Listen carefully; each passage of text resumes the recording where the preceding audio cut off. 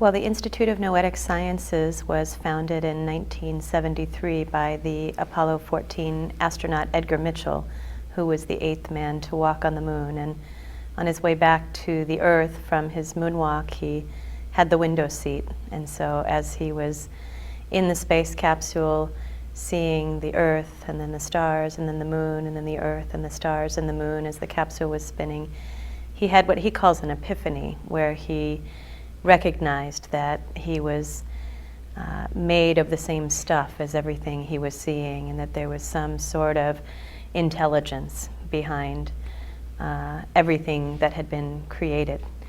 And when he viewed the Earth from space, he could see, for one thing, there are no boundaries between countries when you view the Earth from space. And as other astronauts have said, it's just this beautiful blue jewel in an infinity of blackness. And so the preciousness of the Earth was part of his experience. But he also experienced some sadness and some despair looking at the planet and recognizing that from that perspective, much of the suffering on the planet is caused because of limitations in human consciousness. And so war and violence and inequity of resources and not feeding everyone on the planet when we obviously can, and all of these things are really find their roots in limited human consciousness. And so when he came back to Earth, he was first fascinated by what had happened to him and wanted to know, how did I get this direct knowledge? How did I get this absolutely authoritative download that I know for a fact, even though I can't measure it out here in this physical world? And at the same time, he remained a scientist, and understood the power of the rational mind and the power of the scientific method and observation and measurement and replication. And so in founding the Institute of Noetic Sciences, he brought together these two ways of knowing: the deep inner wisdom that we all have access to, and the objective. And so there is this popcorn awakening happening all over the world as well. And that's what we want to learn more about, is what is happening when somebody's kernel pops and then all of a sudden they are awake, they're sort of out of the matrix, and they're starting to co-create solutions. And how can we foster that happening more? And so we've been studying this now for over 10 years, and one way that we're bringing it into the world is through a new educational program for high school students called Worldview Literacy. And it is a set of drop-in curriculum modules that are bringing these concepts of consciousness and worldview to high school classrooms, teaching kids that they have a worldview, that they have a filter through which they're seeing the world, and that filter has been built through all of their experiences and their region and their family and their religion and their socioeconomic status. All these things have come together to cause them to have this filter, and most of them don't even know most adults don't even know they have it.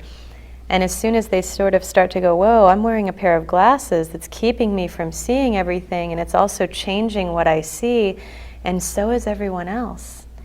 And those of us who are sort of behind the glasses, we're sort of alike. We have similar desires and wants and needs, no matter how different another person is from me. So we use optical illusions, we use kind of mind blowers, we use deep processes of inquiry, and it's just been amazing so far. So we're piloting it in 15 classrooms right now. And kids are saying, no one in my life has ever asked me, how do I know what I know? No one's ever asked me, even things like, what are you really interested in? So it's been a wonderful process to take that into the world that way.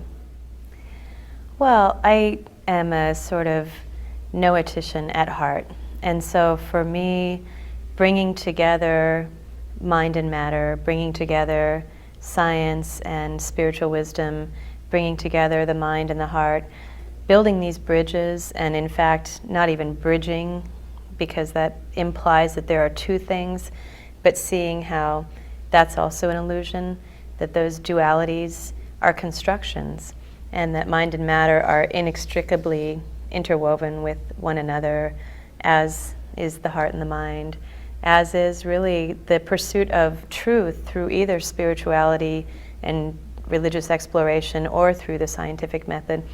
That's what sort of floats my boat about all this. And I have a 9.5-year-old daughter, and so what also excites me is, you know, the idea that there are now, I would say I'm a second generation noetic scientist. She's going to be a third generation. And so what's starting to happen is we who are children of the baby boomers who were waking up a little bit are waking up even more, and then our kids are sort of getting it really young.